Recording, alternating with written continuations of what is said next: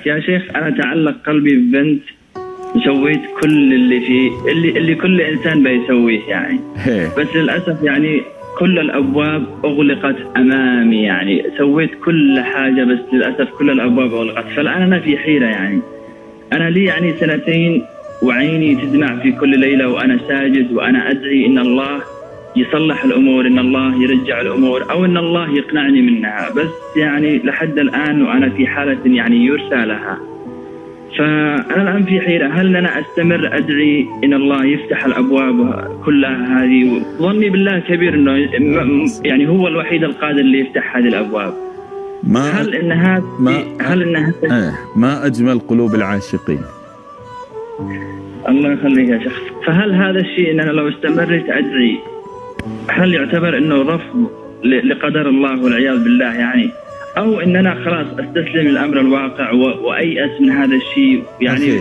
وهل يكون هذا اليأس من روح الله يعني؟ هل أنت، بسألك سؤال عمار، نعم، هل أنت تطلب المستحيل؟ سؤال، هل أنت تطلب من الله المستحيل؟ هو ما في أي استحالة على أرحم الراحمين. هذه يعني الله ما في. النقطة الثانية، أنت هل تطلب الحرام أم الحلال؟ أكيد الحلال. ممتاز. النقطة الثالثة، الله يقول ادعوني إيه؟ أستجب لكم. فأنت لا تطلب المستحيل ولا تطلب الحرام، علمت؟ والله أمرني أن أدعو.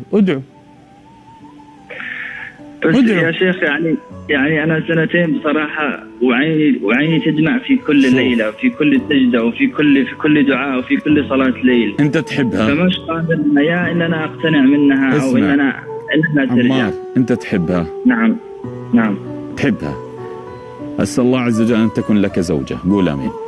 أنا أعلم رجل من أقربائي 5 سنوات وهو يتعذب والآن عنده ولد منها.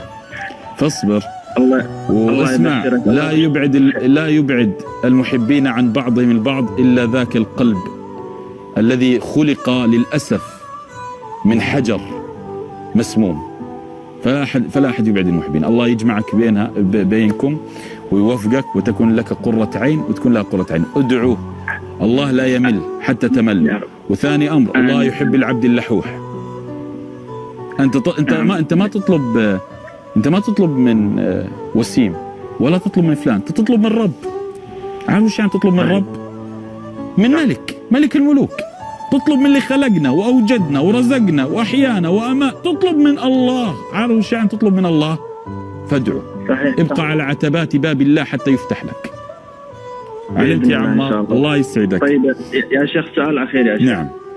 طيب يعني أنا بصراحة يعني ما قدرت إن أنا أروح لبنت غيرها هذه. فهل يعني إذا ما تزوجت في الدنيا هل الله بيجمعني فيها في الجنة؟ ليه أنت متشائم؟ أنا مش متشائم يا شيخ. شوف، بس يعني تعرف أنا ما عمري سمعت شخص سوى اللي سويته أنا. اسمع، لا أنت هناك من فعل الأكثر يا سيدي. نعم. من علامات إجابة الدعاء اليقين بقدرة الله. ادعوا الله وأنتم موقنون بالإجابة. جميل منا نذهب لصلاة الاستسقاء مثلا وبيدنا المظلة والسماء ليس فيها غيمة واحدة ولا سحب، يقينا بالله. جميل منك حينما ذاك الرجل العقيم الذي تقول له الطبيبة أنت من الصعب أن ترزق بأبناء، وأن يذهب يشتري سريرا لطفله يقينا وأملا بالله.